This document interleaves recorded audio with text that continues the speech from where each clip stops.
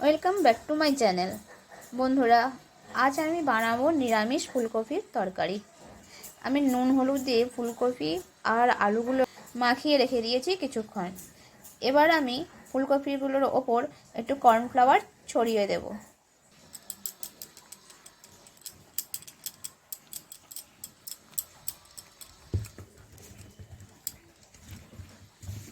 আমার কড়াটা গরম হয়ে গেছে, এবার তেল দিয়ে দেবো। এই তেলের মধ্যে আলুগুলো ভেজে নেব। আমার আলুগুলো লাল লাল করে ভাজা হয়ে গেছে, এবার তুলে নেব। ওই তেলের মধ্যে ফুলকপিগুলো ভেজে নেব।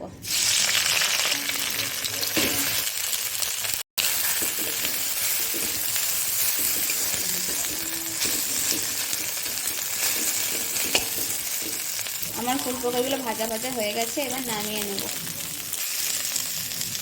গরম তেলের মধ্যে কয়েকটা চিনির দানা দিয়ে দেবো।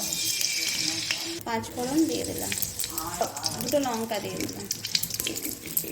এবার টমেটো পেস্টটা দিয়ে দেবো। টমেটোটাকে ভালো করে ভেজে নেব। পরিমাণ মতো হলুদ দিয়ে দেবো, লঙ্কার গুঁড়ো দিয়ে দেবো।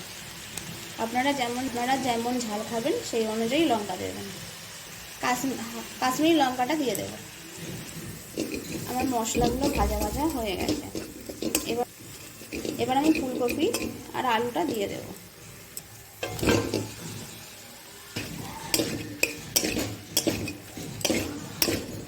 এবার আমি আদা বাটা জিরে বাটা দিয়ে দেবো, দিয়ে ভালো করে নেড়ে নেব।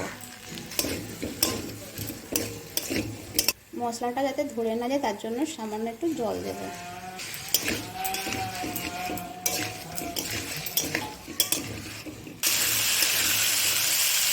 এবার আমি জল দিয়ে দেবো। আপনারা যে যেমন ঝোল খাবেন সেই অনুযায়ী জলটা দেবেন। আমি ফুলকপি আলু ভাজার আগে নুন দিয়েছিলাম, তাই এখন সামান্য নুন দেব।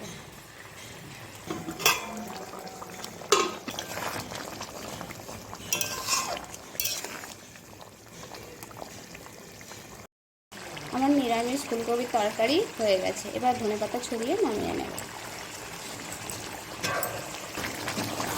7 চামচ ঘি দিয়ে নামিয়ে নেব।